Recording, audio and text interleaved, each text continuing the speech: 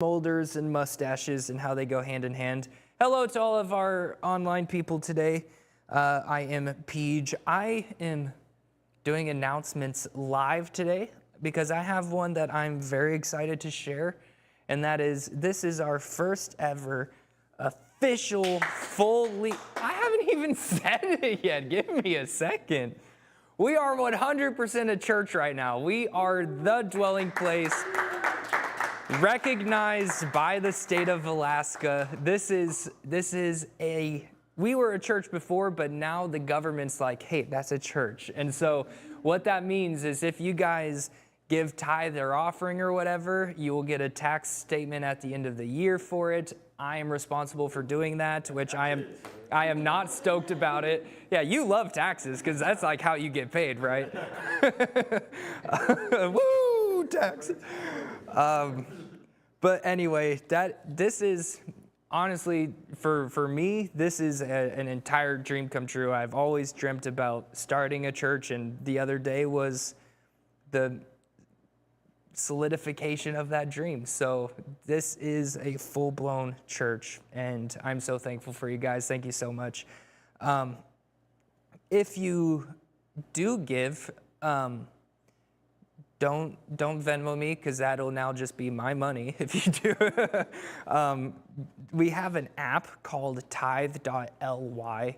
So if you get that app and you want to help the ministry out, download tithe.ly, and I'm going to be super open about how the finances are spent and what we're spending it on. So if you're ever like, hey, you got a new car, I think you used church money for it, I'll show you the stuff, just so you know.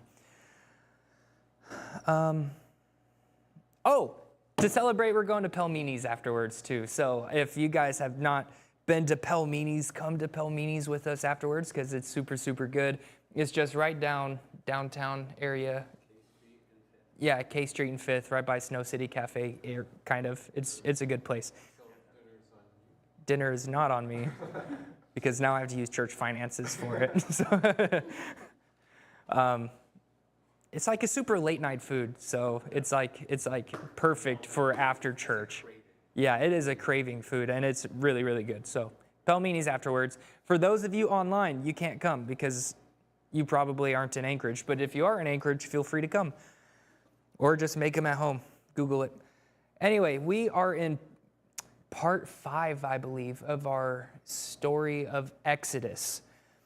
And we've gone through quite a few big events going on. We've gone through the first 9 plagues. We hit the last plague last week, which brought us to the Passover. We talked about the significance of the Passover. And so now where we left off at this moment where Pharaoh is like, get out. Like, I am sick of you guys. You are ruining my mojo. Get out of Egypt, right? And he said, go. And they took the jewelry from the Egyptians. The Egyptians willingly gave their jewelry. And we talked about how God just has a way of doing this, right? Like, God does what only God can do. And he always has a plan. And we learned that he always has had a plan. He's in control. So that's where we're at today. We're going to start in Exodus 13, verse 17, and then we're going to move on just about a chapter today. So since it's just one chapter, we're just going to read the whole thing because it's not that long, and all of it is pretty important to what we're talking about. So before we begin, let's have a moment of prayer, and then we'll start. So Father, in Jesus' name, I really want to thank you for what you've done with the dwelling place, your help thrive, and that everything we teach, everything we say, everything that we do, all comes back to you, God, that you be the front and center of this entire thing.